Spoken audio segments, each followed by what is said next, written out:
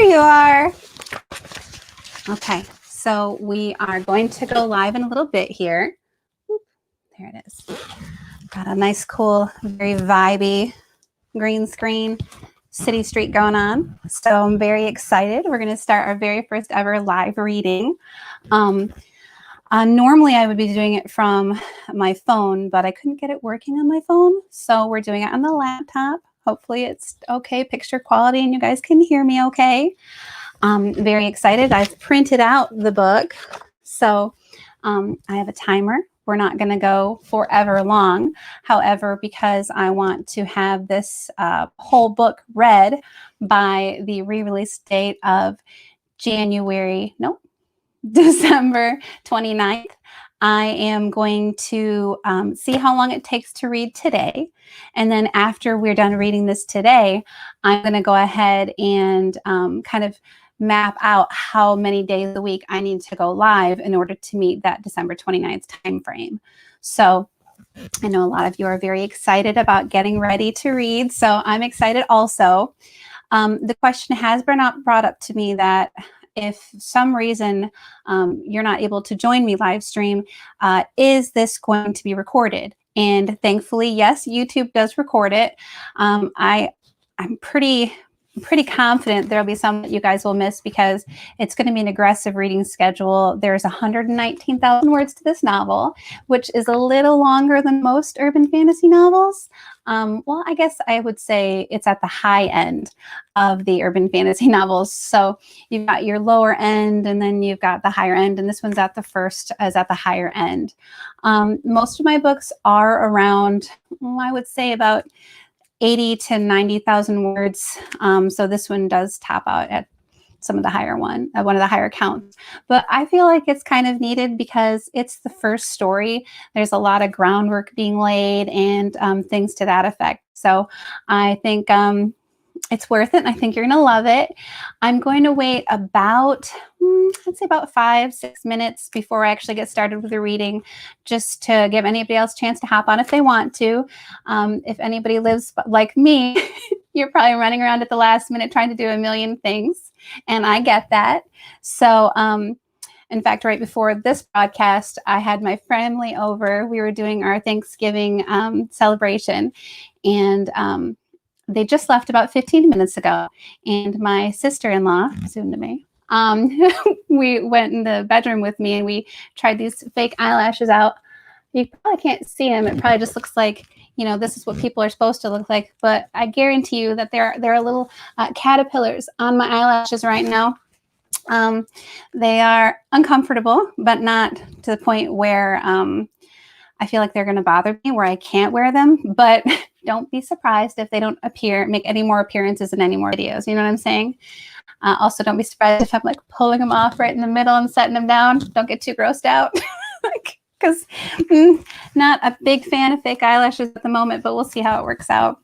But back to the release. So just as a little bit of a heads up, the first book, Gilded Fae, will be re-released on the 29th of December. 2 weeks later, I have rebranded my second book. It's going to be called Death Charmed, and that is going to be a re-release also of Nevermore, the book that's currently out. So that book has some developmental edits just as well as Gilded Fae does. This I know looks thin, but this isn't the whole book. It's just what I'm going to do for today's reading. What we're going to do after the second book is re-released after 2 weeks, we're going to wait 4 weeks and re-release for the first time a third book called Goblin Cursed. And then about, I would say 4 weeks to 2 months. So 1 to 2 months after that, then I'll go ahead and re-release or release for the first time a book which has been fully outlined but not yet written. And that one is called Never Bound. So yeah, that's what we've got in the docket for you. It is about 3 minutes in. People are very excited to listen to me. I know 3 of you came on and dropped off because you're like, Erica, I signed up for a live reading, not a chat session. I get it. So I just want to wait 2 more minutes to it's 5:35 to see if anybody else joins in. And then I promise you I'll get right into the reading. So if you're here, Thank you for coming. I really appreciate it. I know live readings aren't something that everyone does, but I think that they are a lot of fun. It's kind of like an audiobook reading, and I know a lot of people love audiobooks. I have been recently listening to audiobooks on the way to commute at work, and I think they're just absolutely wonderful. And yes, James, thank you. I'm very excited too. I think this is going to be a great time. So thank you for your comment. I'm very excited too. I like the main character, Cy Vanguard, for a lot of reasons. I think she's spunky. I think she's kind of badass. I think she's a lot of things that I wish that I could say and do in real life, but constraints of society kind of put a little kibosh on that. So people who know me in real life will know I actually do a lot of convention bouncing anyway. I don't have a lot of filters. People always joke that I don't drink because I don't have any of those inhibitions. they're just not there. So that's to say that I would like to be here does say a lot. So okay, great. I'm really excited. So I'm going to try not to read fast. If I read fast, just give me a little bloop bloop on my screen. I'll see it in the chat comments, and I'll try to slow down. But I'm not nervous. I'm just really excited. I can feel it like little like pop rocks in my stomach. So okay, so we'll get started. The name is Gilded Fae, and of course it's by me, Erica Reeder. Let's see. The book cover, the newly designed one, is by James at Bookfly Design. He did a great job. I love it. So let's start it. Chapter 1. A bony fist came at my midsection in a flash of white. His speed was pretty impressive for a human. I stepped out of the way well before he reached me. Snapping his fist back, his head tilted to the side, and he pursed his lips. I could see the question behind the fear in his eyes. I hated to say it, but his disbelief was pretty typical. What had happened to people? They just didn't believe in things that went bump in the night anymore. It was too bad, really, especially since I was one of them. Not that most people would consider fairies something to be feared. Tinkerbell didn't do us any favors in that department.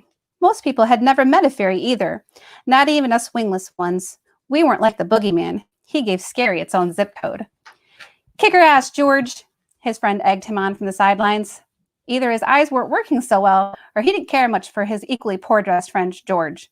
I looked him up and down, making a point to stop at the turned-up collar on his faux leather jacket and the rips into the thighs of his jeans. When I settled on his pockmarked face, my expression said, "Why don't you come kick my ass?" He didn't react to the look, probably because he didn't know any better. Maybe I should teach these sorry excuses a lesson. I spared a glance to the old man. He wandered between the cement columns supporting the subway. His blue-gray hair flashed in the highlights as he went in and out from under the recessed domes. He seemed fine despite the hassle they'd been giving him. These punks needed a lesson, though. It looked like I was the one to give it to them. I stepped out of my heels. Pebbles scattered on the concrete floor, digging into my feet as I bounced on my toes. My hair slapped the leather of my jacket as I tossed it behind me. "Yeah, George, come kick my ass," I said, throwing him a wink and a smile. Maybe it was my fighting stance that came natural after years of Muay Thai at Nakanain, or maybe it was the gleam in my eye. Whatever it was, good old George took a step back. Or, better yet, I said in a voice edged with steel, "why don't you just leave and be glad I don't kick your asses for laying your hand on someone who clearly can't defend himself?" I saw the stupid decision cross his face even before he moved. Turns out he didn't listen very well. Shocker there. Why did I try to be nice when some people were just begging for an ass whipping? Before I could analyze that, he lunged at me. You would think he'd have learned from before. This time, I didn't go easy on him. I turned to the side, grabbed his arm, and slung him forward. He shot toward me faster than he anticipated and stumbled, off balance on his feet. From the look on his face, I could tell he was dumbfounded at how a 5'5" slip of a girl could get the upper hand so fast. I didn't give him time to regroup. With a careful eye, I measured the distance between us in seconds. 2 giant leaps later, I spun in the air, using the momentum to bring my foot across his neck. The top of my foot connected with a meaty flash seconds before the force knocked him off his feet. His body slammed into the pavement. The sound echoed through the otherwise empty metro station. I stood tall and turned to his friend. Crossing my arms, I raked my gaze over him. His eyes were big and round as street lamps. He needed to get his act together before he hurt someone for real. None of this punk crap. You really should think before you decide to mess with someone. They might just be scarier than you, I said. My words propelled him into action. He shoved the old man at me like we were playing hot potato and took off across the expanse of the subway. His frenzied limbs reminded me of those spinning legs in those old Roadrunner cartoons as he fled up the cement steps and out of the subway. What an idiot. I spared a glance at the other idiot on the ground. Yep, still out cold. On second thought, he might be dead. I guess I could care less, though. People who preyed on innocent people could all burn in hell as far as I was concerned. I bent down to grab my shoes. Cy was sharpied on the inside. Putting my name in my shoes felt ridiculous at my age, but it was the only way I could get them back from my friend Gage. I scooped them up, slipped them back on with laps as I made my way to the old man. With a gentle hand on his arm, I stopped him at a bench. Let's rest a minute, shall we? After subtle pressure was applied, he sank onto the seat. On the outside, I was being kind, but I wasn't thrilled. I forever seemed to be stuck playing savior to people like this. I'd like to say it filled me with a sense of justice and completeness. It didn't. It made me angry that the world was spinning so out of control and no one seemed to care. I sat down next to him and patted his wrinkled hand kindly. Those jerks had really only pushed him around before I stepped in, but given how old he looked, I was operating on the safe rather than sorry approach. So I gave him a once-over. His faded blue eyes were crinkled with laugh lines. The pupils were dilated, but that wasn't what concerned me. What concerned me was the apparent no one home look in his eyes. He just stared at the floor, like he was searching for something. It wasn't a surprising revelation. He'd bounced around the subway like a tumbleweed for a full 10 minutes before those idiots had even showed up. He was hard to miss when everyone had gotten on the last train but him. As I looked him over, I noticed he wasn't wearing a shirt under the worn trench coat. He was clearly homeless. They have missions that will get you clothes, you know, I said. Let's get you to one of those, why don't we? Reaching a hand to his back, I went to help him up. But a familiar bulk stayed my hand. Dread tightened my muscles. It couldn't be. I sent a quick prayer to the stained subway ceiling. As I came back to him, it dawned on me that his hair was more blue than gray than I'd originally thought. For Dagda's sake, please don't let it be. This was bad. I pulled the coat away from his skin and peeked over his hunched form. It was true. There was no denying it. Fear crackled through me, and the air pressed in around me. Even though his back was shrouded in darkness, the unmistakable shimmer of wings glinted inside like a treasure in a cave. That's chapter 1. Now we're going to go to chapter 2. Glitter rained down on the cement below me and hissed before I could stop it. Clenching my teeth, I pulled myself away from the situation for a second and focused. The sifting stopped. I'd never encountered my own kind outside Knocknane. It might have been a welcome reprieve if it hadn't been for a wing-bearing fairy. Wing-bearing fairies had all been locked away in mounds for a reason. Having them outside was a death sentence. Shit. Coming back, I pried my fingers from the coat's collar and dropped it into place. I took a few breaths. It was hard to breathe. I whipped my head from side to side to make sure no one else was around. The back of his coat moved. My back twitched in response, as if my birthmark wings were trying to answer the call of his real ones. I draped my arm around his shoulders. The wings underneath put me at an awkward angle, but that couldn't be helped. I had to get him out of here. I pulled him into standing position and hustled him up the steps. The early afternoon sun beat down on us. I felt like the fingers of the sun were pointing at us. Here they are. Look at the fairies. Our feet skittered along the pavement, keeping time with the refrain in my head. Crap, crap, crap, crap, crap, crap. Our progress was halted by a stoplight. As we waited at the intersection for the light to change, panic rose in my chest. I felt about as inconspicuous as if we were standing there naked. His skin sparkled in the sun that peeked up from the clouds. I mean sparkled with a capital S. With a small incline over my head, my suspicions were confirmed. A dazzling trail of orange followed us. His blank face, on the other hand, showed nothing but a peaceful expression. I wondered what thoughts rioted around his head to make him stiff like that. As far as my own thoughts were concerned, they ricocheted off each other, none staying for too long. No elders were allowed outside Knocknane, ever. It's what had protected the whole fairy race since as long as they built Knocknane over 250 years ago. But lo and behold, here I was walking around in broad daylight with a wing-bearing fairy that for all the world appeared to be out of his mind. And if that wasn't bad enough, his wings started to flutter. The movement was constricted by his large coat, so it looked like he was hiding small children underneath it. A groan escaped between my teeth. I might as well just line the vampires up. Hollywood, always good at exaggerating things, didn't have it right when they said vampires couldn't go out in sunlight. Sure, they didn't like to go out in sunlight because it wasn't as easy to grab a snack without getting caught. Everyone knew it was easier to get away with things in the dark. But the vampires weren't bothered by the sun any more than you or I. The light changed, and my feet shuffled forward of their own accord. As we moved through the sea of bodies that pushed on with their busy day, panic ate at me. If we weren't going like this, if we kept going like this, we were going to be discovered. Hell, it was a miracle we hadn't been already. With the thought, I pulled a steady stream of Kundalini energy from the nearest ley line and set it in a slow trickle into glamour. Energy flared around him. Anyone trained to see the ley energy would be able to see the pulse of power surrounding the old fairy, but to the common passerby, it was instant camouflage.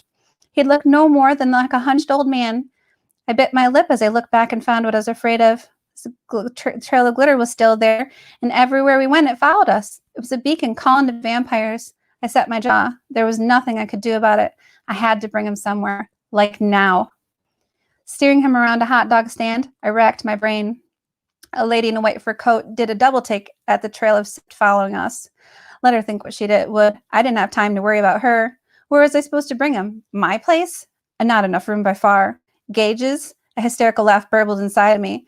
I bit my lip to keep it from bubbling out. Way out of the question. She was a human, and she didn't know I was a fairy, let alone me traipsing another one into her massive place she called an apartment like it was just another Thursday. No, Gage wouldn't take kindly to that at all. There was nothing else I could do. I had to bring him to the only logical place. The pit of my stomach twisted in a coil of resentment. I swore under my breath. I had to bring him to Knocknane. Chapter 3. Death is always sad, especially when it's close to you. I pushed some branches from an evergreen out of my face. Right then, I was mourning the death of my white Prada heels. There was no coming back from the abuse they were going through. My feet sank into the fresh mud as I managed my way through some bushes. I loved the rain, but I hated the forest after the rain. I stepped out the other side of the bushes into a puddle that came up to my ankle. Oh yeah, I hated it. Swallowing my irritation, I went to continue on, but my head jerked back instead and about snapped my neck. I teetered for just a moment before regaining my balance in the sticky mud. What now? I turned my head and found my shoulder-length ponytail tangled in the bushes I had just come out of. It took my effort not to scream. Could this get any worse? As I reached back to untangle my hair, my question was answered as the old man barreled through the bushes after me. I threw up my hands. Wait, no! His body collided with mine. We were all tangled limbs right before I went down like a tree. I threw my hands out to catch myself and screamed as a chunk of my hair ripped out right before my face fell right into the mud. I lifted my head just in time to hear the echoes of my screams fade into the valley of the Catskill Forest Preserve. The twitching from my back was rapid and spastic. Turning around, I saw my hair still attached to the bush. Purple strands blew innocent in the breeze. The only thing that kept my hair a nice normal blonde was the glamour I used every day. Done. I was so done. The skies above us darkened as the lightning cracked like a whip. Mad didn't even begin to cover how I felt. I'd ruined my heels, been forced back to the one place that 5 years ago I'd swore I'd never return to, and now I could add bodily harm to the list? And it was all because I couldn't stop rescuing people. My gaze strayed back to the old man. His lost expression never wavered as he stared unseeing over the tree-lined valley. My anger deflated. That's why I helped people. A little pain and discomfort was nothing compared to what these people had to endure. Something had happened to this man. That meant life as he knew it could be lost to him forever. Not to mention the shock this was going to be any of his loved ones who might be in Knocknane still. I let go of the tiny bit of Kundalini energy I'd inadvertently pulled from the ley line. As the string of energy coiled back into the base of my spine, the lightning above cleared as quickly as it had come. By the time I stood back, the sun was shining bright again. With brisk wax, I brushed at the mud at my shirt. I succeeded in smearing it around. Purple glitter mashed itself into the mud. A quick glance around revealed the same. Just great. Most fairies sifted like humans sweated, like it was no big deal. And it was up to me, though. It was a big deal. For me, it was glaring proof I was letting myself get out of control, and I'd spent enough years of my life without control. Even if it was an internal issue instead of at the hand of someone else, I so didn't need to go back there. I put a comforting hand on the old man's shoulder.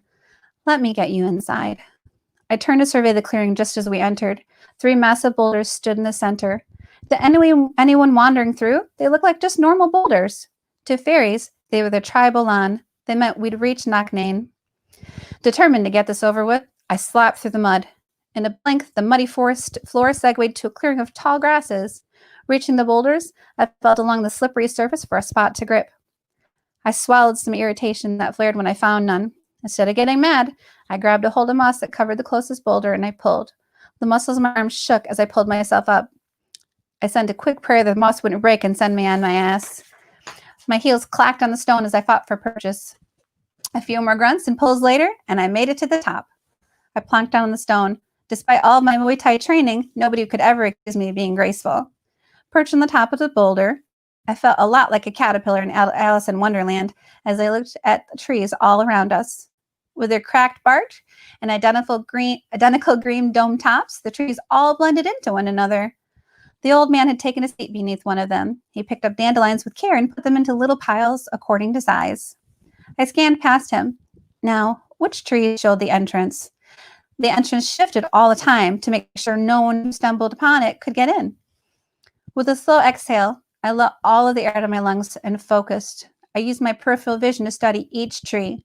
After a minute, I saw a glimmer by the base of a nondescript oak tree. Bingo. I kept my gaze rooted on the tree as I scooted forward and slid down the boulder, careful to land light on my feet. The last thing I needed was a broken ankle. Keeping my eyes fixed on the tree, I side shuffled over to the old man who was still sorting the leaves. Sorry about this, I said under my breath as I squatted down, grabbed his lapels, and hoisted him to a standing position.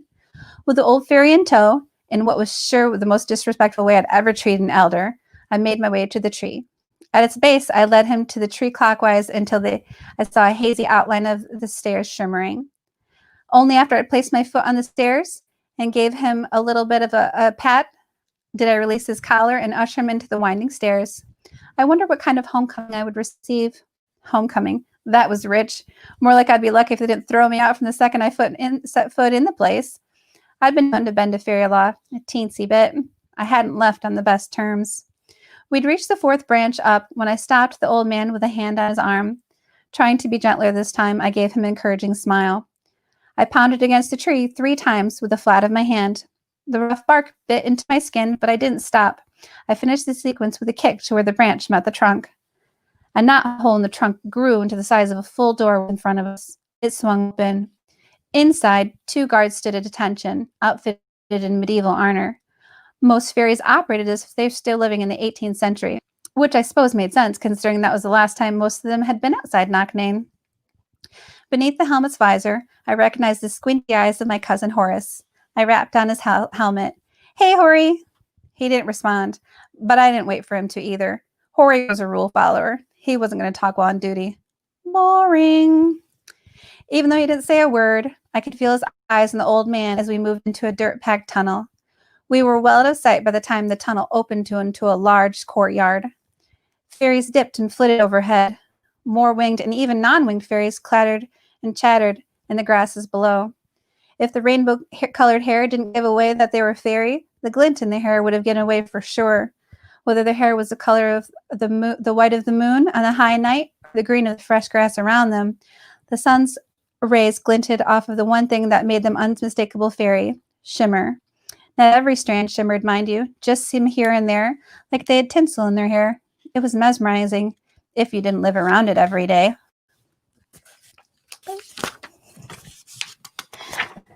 I made my way further into Knocknane, coming upon a dirt-packed circle I'd remembered so well. Today it was filled with a dozen fairies. They were all covered with sweat as they practiced Muay Thai. It was the court-approved method of fighting. My ears turned red as I thought about the lightning I'd weaponized. It wasn't something that I'd seen done before, and I don't know how well they'd received the fact that I'd done it. The court wasn't exactly known for being open to new ideas. Focusing at the task on hand, I continued across the square to a massive wood-shingled building with crystal columns. Flowers decorated the border and clung to the doorways. I spared a glance to make sure the old fairies still trailed behind me. The barday was where the elders met daily to discuss fairy existence. Everything here, from domestic disputes to the fate of all fairy kind at Knocknane, was discussed and debated here. If anyone asked me, I would have said they hadn't discussed anything new in 250 years. If anyone asked me, I would have said the last true thing they'd put in place was the edict that all fairies, even the dewdrop fairies, were to be taught Muay Thai to defend themselves. But nobody asked me there. I walked across the field and threw a wave at someone who called above, "Hey, Cy!" I didn't stop. Just being here again made all kinds of emotions bubble in my stomach. The sooner I was out of here, the better. Mud fell off my heels in clumps onto the polished wooden floor as I walked through the entryway of the barday. Scrolled stone columns ranging from 6 feet off the ground to 6 feet away from touching the pitched 30-foot rose quartz ceiling were spread throughout the room. They towered above in a majestic display of architecture. Fairies were scattered throughout the room. Some lounged on pedestals, peeling the petals off flowers and flipping pages of a book, and some fluttered their wings in debate as they flittered up and down. From this far away, their hair made them look like a wildflower garden. As I came closer, they stopped what they were doing, one by one, as they recognized me. It was only a matter of time before the fairy on the highest pedestal noticed. When she did, her hand froze, poised in an elegant explanation.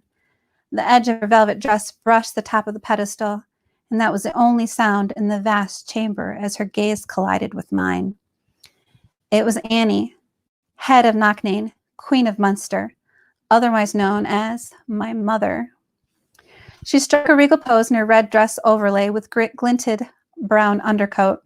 The same brown continued on the capped sleeves to end at lace-edged sleeves. Somehow the lace at her collar was stiff and stood regally at attention. It had been torture to grow up in the shadow of her perfection. She made people breathless with her harsh beauty. Her skin was smooth like Photoshop brought to life. The only thing more perfect than her face was her hair. It shone like dark amber glass, the customary sparkle, adding a touch of breathtaking elegance to the majestic crown nestled on top. Her face blanched in shock. Apparently, my turning up in her perfect little world was too much. Okay, to be fair, it might have been the fact that I was covered in mud and fairy dust, but thinking of it the other way made this whole nightmare easier for me. I was going with it. She flew off the platform and floated down to touch in front of me without a sound. Iridescent glitter sifted behind her like a rainbow. On the way down, I couldn't get a read on her, but by the time she touched down in front of me, a smug look had transformed her face. She crossed her arms over the red brocade of her regal dress. It struck me how different our clothes were. My staple leather jacket and tank top just made things easier than yards of dresses. Bitterness rose in my throat. I'd tried so long to fit in her mold, but that was just never going to happen. If I hadn't had years as a bounty hunter to hone my perception, I would have missed the man who floated down behind her. But notice him I did. The black of his hair felt less like color and more like an absence that pulled at you. The shimmer that was so evident in all the other fairies' hair was barely present in his. His pale skin aged with this absence. It hung from his thin frame like the world had sucked him dry and had no more use for him. It was his eyes that showed the lie of that, though. His red-rimmed eyes dripped with malice, a clear indicator he'd been able to hold something back from the world. Here he stood, authority seeping from his every oversized pore. He was in charge, whether anyone admitted it, and his nose didn't let you forget it. "I see you've returned," warmed up scorn, so thick I could swim in it dripped from my mother. "I knew you would. Knew you couldn't make it on your own." Her statement alone made me almost glad for the ever-present distraction that was Dion checked. Almost. I somehow managed to rend my attention away from the soul-sucking presence of her right-hand man. Oh, forgive me, her physician. I gave her my attention, trying to remember I was here for a reason. God's alive, she made me feel like I was going around the mound. Restrained anger tickled at my jaw. It mirrored the bomb waiting to go off inside me. "Hello to you too, Mother," I said, matching her sarcasm. At my greeting, her eyes flinched as if she'd been struck. Could there be an ounce of carrying there? I almost laughed at the unlikeliness of it. I rushed to push past the feelings that I hadn't learned and wanted to rush forward with it. I rushed to push past the feelings that I hadn't learned and wanted to rush forward at the idea. How many times did I have been hurt by her? How many times? Too many to count. With fresh anger, I said, "No, Mother. Since you seem incapable of keeping it together here, I'm here to help." Her posture stilled, and immediately I knew she thought I meant for good. For the love of gods, that's not what I'd meant.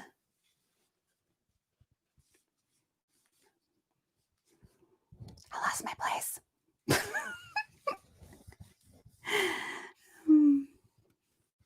There it is. I found it. I rushed to add, "I'm returning something you seem to have lost." The hope left her body, and I immediately regretted my words.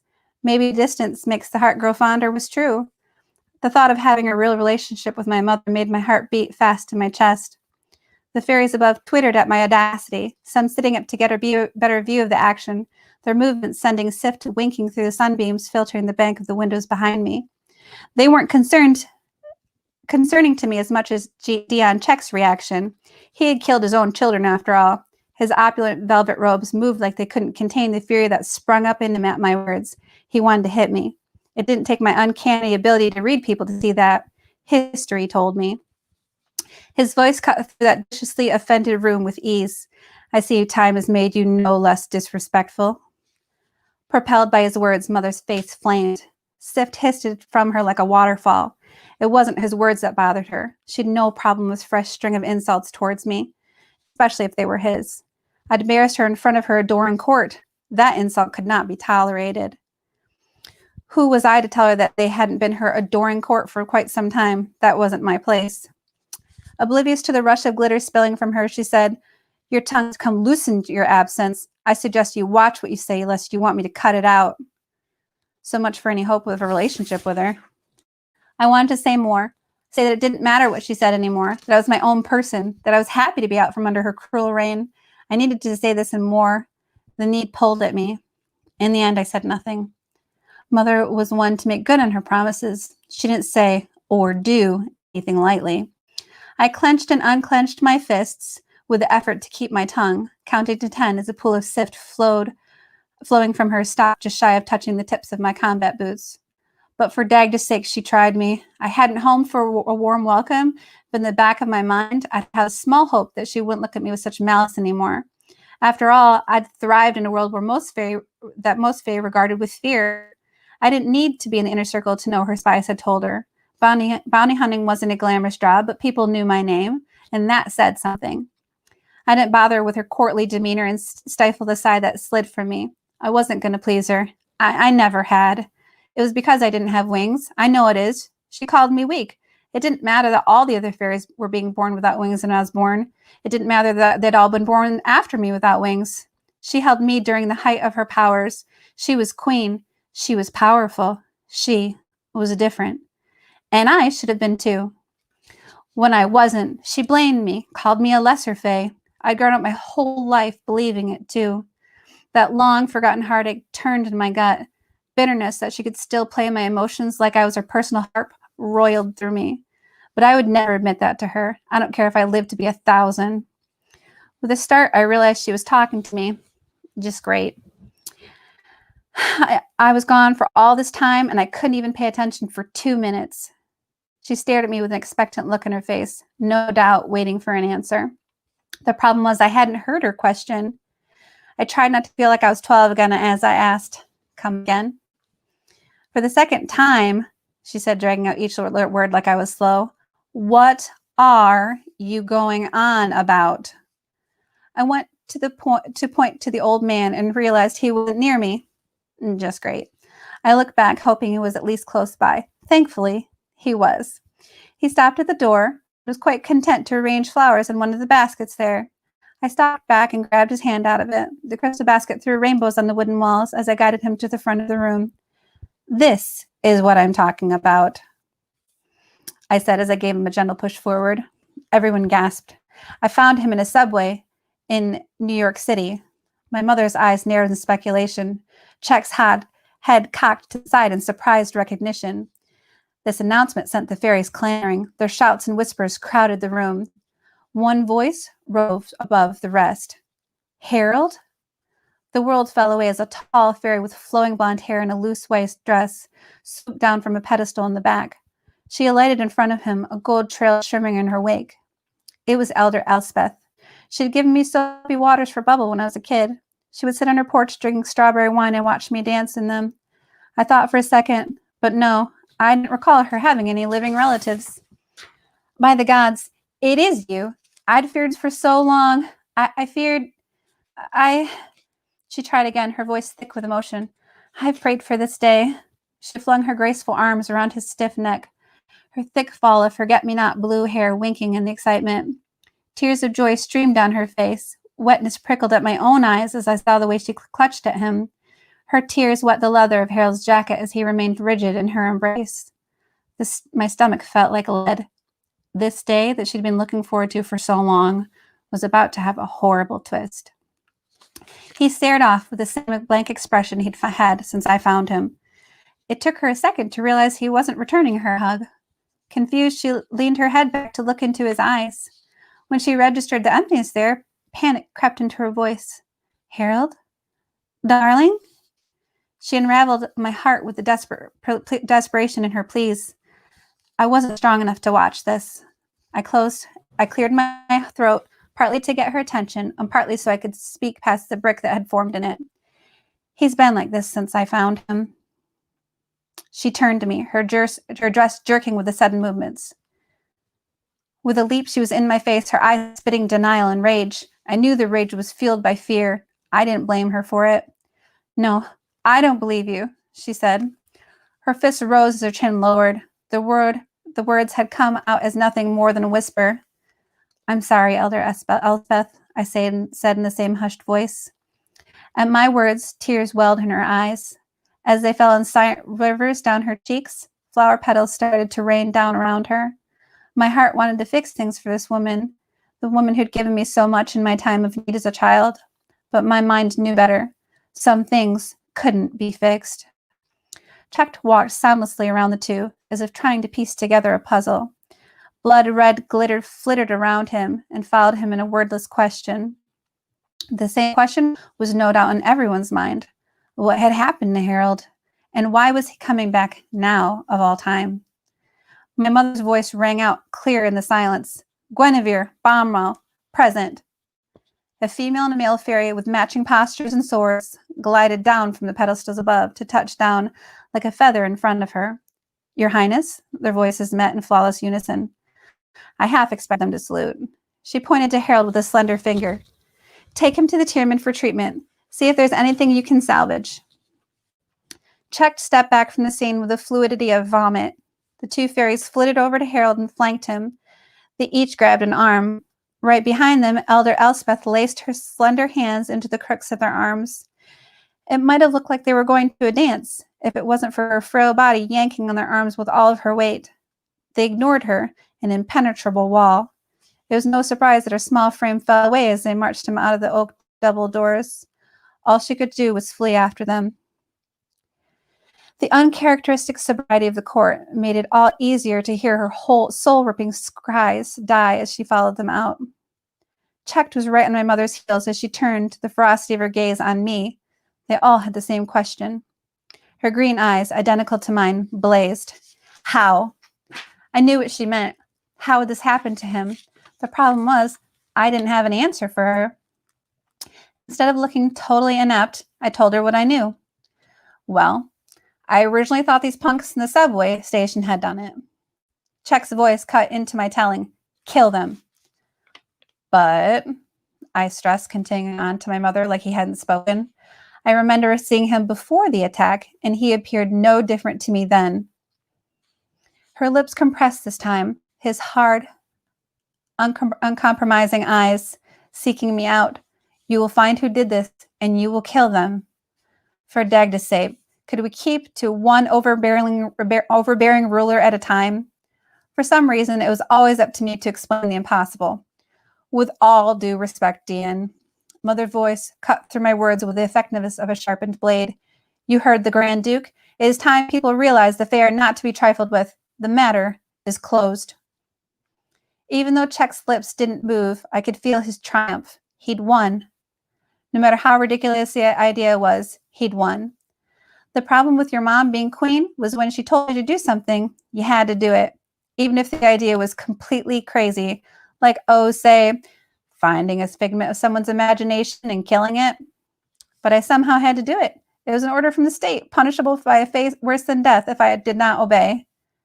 My lips thinned into a line that showed my displeasure, but I said nothing as I turned to leave. There was nothing left to say.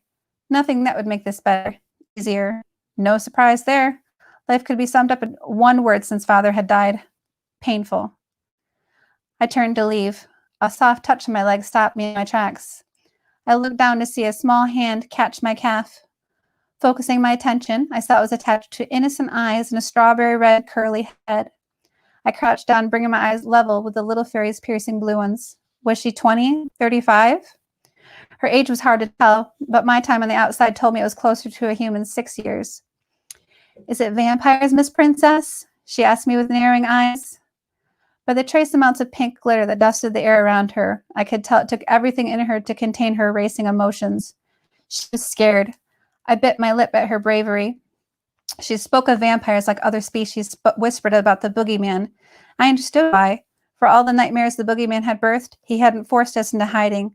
That was the vampires. That was the horror they had left us with. What's your name, honey? I asked, pushing down my fears at the memory. She notched up her chin and said, Airy. I put a comforting hand on her shoulder. Well, Airy, don't give it another thought. This wasn't vampires, okay? She looked at me long in the eyes, looking for the truth, before she nodded.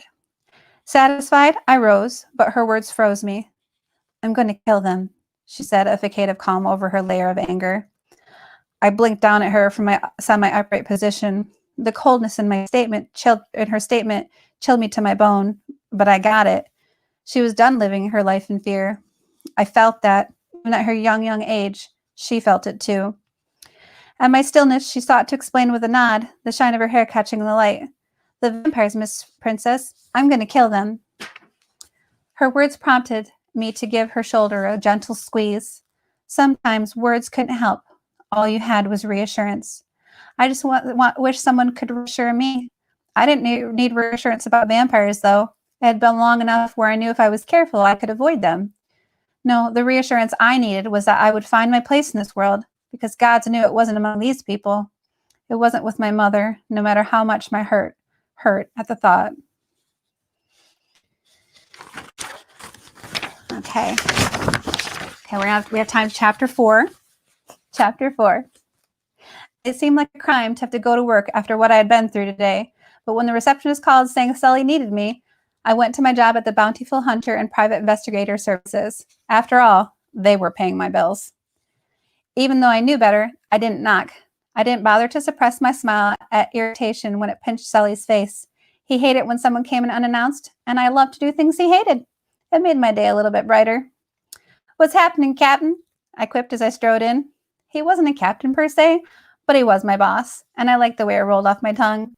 Figured after all the drama I'd just been given, courtesy of my mother, I deserved to do something I liked. Sit down, he said. Sit down. I laughed at myself, but I thought it was a belated order. I'd already plunked down the black leather seat. He liked to think he was in charge. It was cute. He may have been my boss, but he wasn't the boss of me. It was a fact he didn't like, but it was an important difference, one that I made sure he was aware of. I leaned over, snatched a piece of gum from the crystal candy dish on his desk, and popped it into my mouth. I smiled wider as full lips thinned. I hated that damn candy dish. It was rare that he plunked down a few dollars to cost to refill it. He didn't like to part with the money when it came to others, and it was stale, but I chewed it with visible pleasure. Are you about done trying to piss me off yet? He asked as he tapped the folder in his hand against my desk. That got my attention. The file was thick and looked worn around the edges, like it had been opened and shut more times than it should have been. Files like that weren't given to me. My insides curled in among themselves. I assumed a laid-back position in the overstuffed chair in front of his desk in an effort to seem casual. So who's the file for? I asked. He gave me a pointed look. I shook my head as if to deny the evidence in front of me. I don't get files that big. Today you do, was his glib response. I dropped the pretense and sat up. So hit me with it. But he didn't. He just sat there. His dark brown eyes bore into me, assessing me in a way that made me want to squirm. Where was this intensity coming from all of a sudden? He never acted like this in the 4 years since we'd known each other. It was bizarre with a capital B. Whatever was in that file couldn't be good. I practiced patience as he sat there. Given the crap I'd just gone through with my mother at this point, I didn't think I could even recite the definition of patience, let alone practice it. I tried to occupy my time by taking in the potted geranium, professionally framed art, and gleaming mahogany desk in front of me. Any other day, I could lose myself in the opulent surroundings of his office. It was the one Achilles heel I had, and that was for all the fairies, luxury.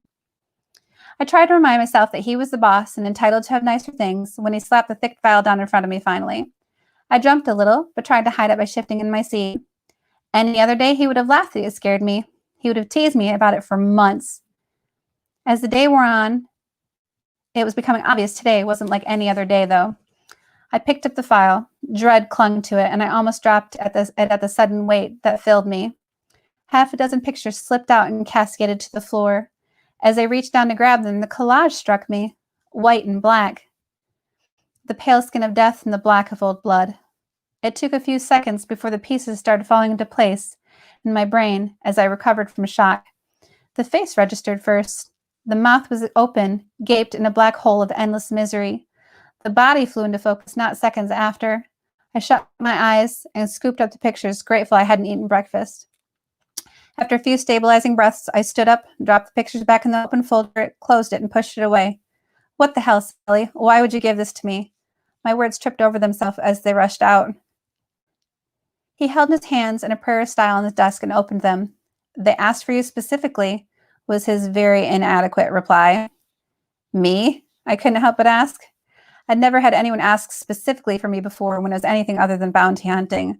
Why would they now? And for murder of all things? The possibilities made my stomach jump. Hello? In case you haven't forgotten, I'm a bounty hunter first and foremost. My voice climbed octaves as I struggled to convey how insane he was for bringing this to me, requested or not. I ran my fingers along the edge of my tank top over and over again. The smoothness of the silk did little to soothe me. Serious therapy was no doubt going to be called for after what I'd just seen. The look he gave me was so cold he could have made snow. Yes, I run this division, and I am completely aware of what you do. I raised my eyebrows at that, silently happy I'd plucked them last night because this could be nice and effective. He'd seriously lost his marbles. He cleared his throat and began again. However, the client did say they were very willing to make it worth your while. I had to admit that got my attention. My mind went to the stack of bills that overflowed on the tray on my counter. How much are we talking? I asked, not one to beat around the bush. He met my stare with a level look of his own. 20 grand. Now that got my attention. I plopped back into the chair, the air escaping the leather with a whoosh. I leaned on my elbows. 20 G's? Are you serious? That was well over what I normally got for a run. Then again, we weren't talking about bounty hunting. We were talking about someone who was already good and dead. Expensive bed sheets and outstanding, and by that I don't mean fabulous. Bills danced on my head like gumdrops on Christmas night. My elation was short-lived. Sure, I was a great runner. Snatch and grabs were in my genetic code. And yes, I could admit that most of what you heard about fairies taking people is true. But even if I could manage to stomach it, I was not qualified for this type of job. I sat back, deflated. I can't do it, I said, throwing up my hands. Sully, you know I can't. Sully received a percentage of my pay. It wasn't ideal, but he helped me get established. I couldn't complain. He's kind of like my glorified pimp. He got up to pace behind the desk in serious thinking mode. He'd said once that he did all of his best thinking while walking. Since he was still in good condition for a 54-year-old man, I sure wasn't going to knock him for it. He paused once, raised a finger, stopped, shook his head, and continued pacing behind the filing cabinet and plant. I took a deep breath. In 1, 2, 3, 4, he advanced on the plant. I exhaled. And out 1, 2, 3, 4. He turned and advanced on the filing cabinet. I tried again. In 1, 2, 3, 4. And out 1, 2, 3, 4. He did this about 4 more times with lengthy pauses in between. Just when I thought I was about to scream, he sat down. Okay, he said, with what I'm sure he hoped was a reasonable expression. Just go meet with the people and hear them out.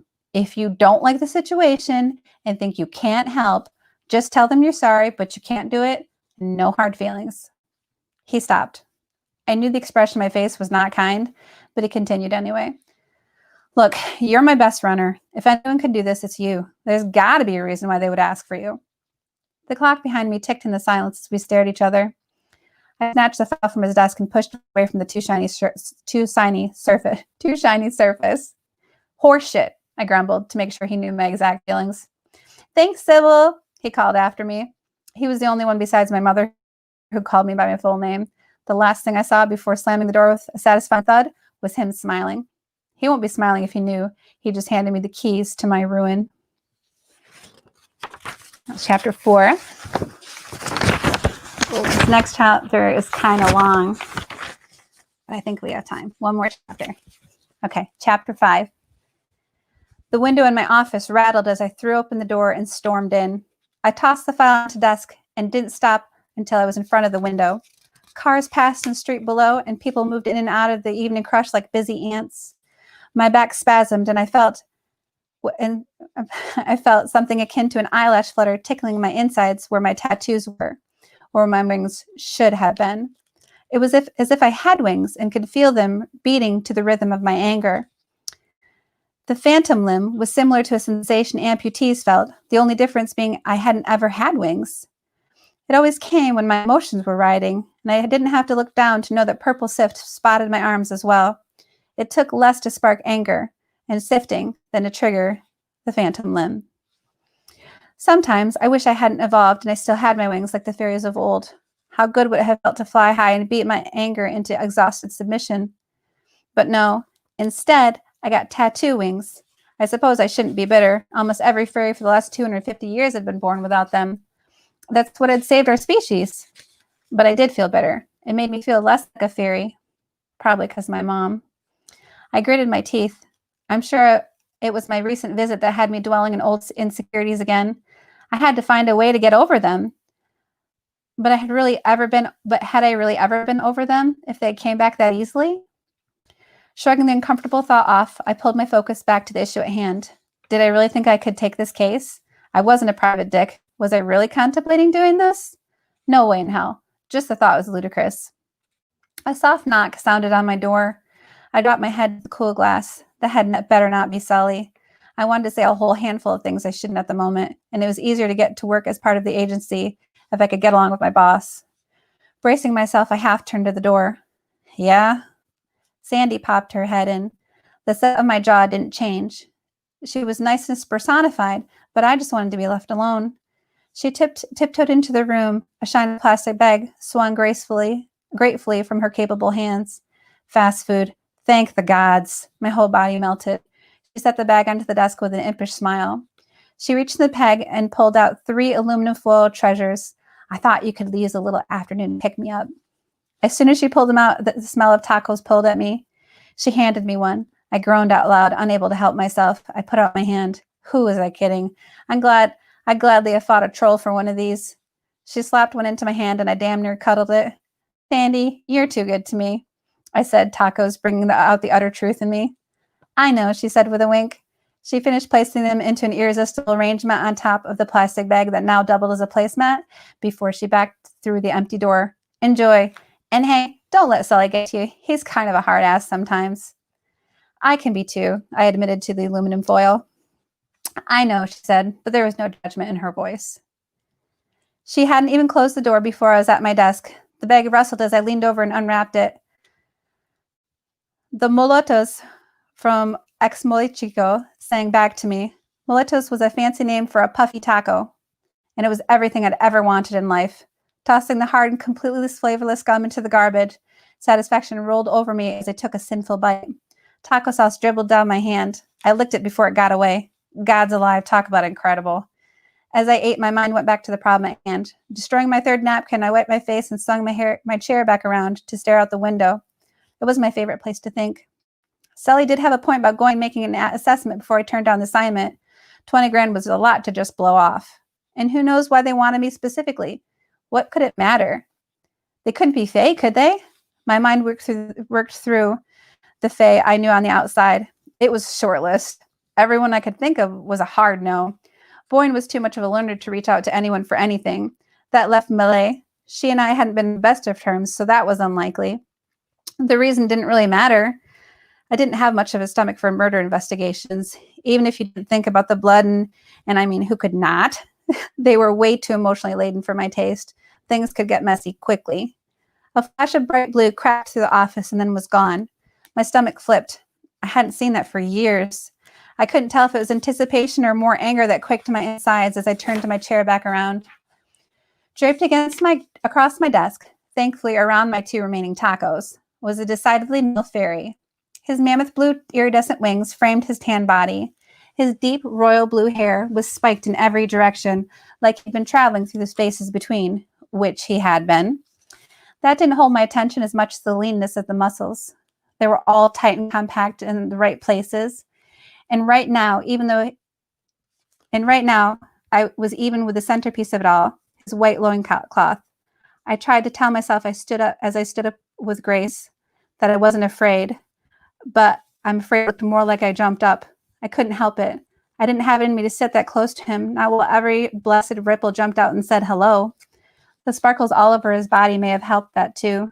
They played in the light, a mirror to the teasing smile on his face. I had to beat the memories down, the ones that rushed up to tickle at my nose. There was a time I had thought this man was the man for me. He'd been my first crush, not that he'd ever known. I'd never had the guts to say anything. When you had as few friends as I did, you didn't want to risk losing your best ones to a romance turned sour. I couldn't chance it. It had been hard, though. Those bulges in all the right places had been the only thing to like about him. We had a deep bond. He had an unwavering loyalty that was the stuff of legends. There was a time that loyalty had been for me, but that was a long time ago. What do you want, Anthony? I cut out the niceties. He didn't race to the bait. He just sat and looked at me. With those blue eyes, he took me in. I couldn't tell if it was an appreciative look, but it was a definite drinking his fill type of look. I didn't know how to respond, so I said nothing. Finally, he said, "You didn't stop to say hi." I could see the hurt pull at the corners of his smile. I knew he was talking about when I'd been at Knocknane this afternoon. If it would have been ages ago, there would have been no keeping me from him. We'd have been as thick as thieves. More than one egg and curse word had been thrown at us. With a mental shake, I reminded myself he'd hurt me first. I owed him nothing. I stood up and backed up a few feet. Putting space between us made breathing a little easier. I didn't want to. It wasn't hard to make the statement sound convincing with the memory of his betrayal still fresh in my gut. Okay, maybe I hadn't moved on like I thought I had, but did you ever get over the betrayal of a best friend? He unfolded his lithe frame from the desk and stood up. He only stood about 5 inches over me, so all I had to do was angle my chin to look into his eyes as he stepped closer. The defiant tilt I didn't bother to conceal. Let him call me a liar. I'd love a reason to punch him, hurt him like he hurt me. But instead he said and did something I didn't expect. Cy, he reached up and ran his hands down my arms. I didn't have a choice as master of the crown. He knew I was pissed off. Good. No sense in beating around the bush. I shook off his arms, letting the anger come back over me. It was better than the sadness. Yeah, you did. You could have chosen me. You didn't have to go turn me into my mom just because she waved the carrot in front of your face. And what, give up on being messenger of the crown? Give up on everything I'd wanted my whole life? Everything I'd worked for from the ashes of nothing? He laughed a brittle laugh. Yeah, sure. Oh, that's right. How's that gig working out for you? I poked his chest. I mean something now, Cy. Before I was nothing, a no one. That's not the case anymore. I'm in important meetings. By the God, even Emperor Hu Taiyi used one of my suggestions recently. Desperation laced his words. Oh, well, if Emperor Hu Taiyi thinks you're good enough, then you're good enough for me, I said with heavy sarcasm. He needed me to see it from his point of view. The problem was, I couldn't. I could never turn my back on a friend. I folded my arms across my chest. Cy, you can't go on pretending you don't miss me in your life. I saw the challenges in his eyes, and it bled to pity. I know how hard it is to be alone, never being able to really confide in anybody. He didn't know how right he was. He couldn't. He never lived it. He never felt the loneliness cold in his bones at night. He reached out and tilted my chin back up with the pads of his fingers. His eyes delved deep into mine. Let it go, okay? After his heartbeat, his fingers fanned out to cup my chin. A painful sigh escaped my lips. And just like that, the moment changed into something. His eyes searched mine, clearly waiting, wondering, wanting. My cell phone vibrated on the desk. I looked down and danced in a circle to the tune of Barbie Girl. It was my friend Gage. Anthony dropped his hand and gave me a look that said, I better not. I picked up the phone anyway, hitting the talk button just as it finished, wrapped in plastic. Agitation made his back rigid. In a move very similar to a duck, he fluffed his wings before he backed up. The look on his face said, Do you? That's what you're going to do anyway. What did he know? Hello, I said into the receiver. I knew the tone was none too kind, but Anthony was currently eyeing my taco. I gave him a don't you dare look. His eyebrow raised. He was testing me. His meat hook grabbed the taco and I started towards him. Rough day at work was Gage's reply. Her words made me choke back sudden tears. Dan was blessing. It was nice to have a friend who knew my mood so well, even if I couldn't tell her everything. A moan brought me back to my present. Anthony was staring at the taco like it was sent from heaven. Damn it, that was my taco. I gave him the evil eye. I knew that Gage was waiting for my response, but I couldn't take my eyes off the taco sauce that dripped down his naked chest. It didn't turn me on as so much make me angry. That was my fucking taco. To put it mildly, I said into the phone. I know it would help, she said. I could hear a smile on the other side of the phone. Any other time it would have made me smile. I mouthed, go away, to Anthony, half hoping that would get rid of him and half hoping it wouldn't. Emotions ran across his face too fast for me to decipher exactly what they were. I knew one thing for certain. This time his upset was real. This isn't over. There was a determined edge to his voice. It made the space feel small. Determined not to let my emotions get the best of me, I stuck my tongue out at him. Who is that? Gage asked from the other side of the phone. She had a homing beacon where guys were concerned. I resisted the urge to smack my forehead. The last thing I needed was her to think there was a guy in my life. She was perpetually looking for a man for me. I wanted to tell her I didn't need a man as badly as she did, but that was cold. No one, I said through gritted teeth, giving him a pointed look. Anthony scowled. He wanted to say more, but I was done. I could only take so much in one day. He seemed to sense it too, because he cradled the remainder of my taco to his chest and wrapped his wings around himself. His release was palpable as he disappeared in an explosion of blue sparkles seconds later. Irritation threatened that relief when I noticed my last taco was coated in blue glitter. Look, if you want to go play with a boy toy, be my guest. God knows you could use some action, Gage said. I shook the sift out of my hair and said, No, what were you thinking about tonight? I'd take any help I can get right about now. Satisfied I was paying attention, she said in a flourish, Chaz's! Her overly bubbly attitude snipped the last cord that held weight to my chest. It felt like the removal of a physical thing. Chaz's was a guaranteed good time. I closed my eyes and thought of my purple hair crackling in the strobe lights on the dance floor. I didn't mask its true color when I went dancing. I wanted to be myself when I was out there. It was one of the few places I could be. Everyone thought it was fake when I let go of the glamour, so there were never any questions. Sure, why not? I found myself saying, despite the file dominating my otherwise bare desk. And why not? A distraction was just what I needed right about now. We made plans to meet up later that night before saying goodbye. I assessed my office. It was so bare compared to Sully's. Wastebasket, chair, desk. My desk used to be home to a nice fern that my cousin Rachel gave me when I first came here, but it had long since died away. She was the garden fairy, not me, that was for sure. The yellow of the file caught my eye again. I drew in a breath and let it out in a big puff. Not today. I had enough crazy. I was just going to go to the club and turn my brain off. I could already feel the music beating in my head. With the first real smile on my face for the day, I grabbed my purse from under my desk, shook more glitter off of it, and shoved my phone into it. The cleaning people were going to love me. I could feel the tension already starting to ease from my shoulders as I locked the door and headed down the hall. We were regulars at the club, so we knew everything that happened there. I could actually let go and relax. Nothing really crazy ever happened, or hadn't anyway. Okay, so we'll stop at chapter 6 because it's been about an hour. Thank you so much for staying with me. I really appreciate that. If you liked it, please do hit the like button. I really appreciate that. And I'd love to talk more about the story. Thanks, James, for the thumbs up. That's amazing. I appreciate that. if you guys have any questions, get a hold of me. The book will be released again, the full book with all the edits on December 29th. But I will be coming back here at least 3 times a week until then with a read to read through the whole thing for you until then. So you can play it all on record later on commutes or while you're preparing dinner or wrapping presents since it's getting around Christmas. But however you feel, I'm here for you, and I really appreciate your support. Thank you for showing up today. It means a lot to me. Love you guys. Bye.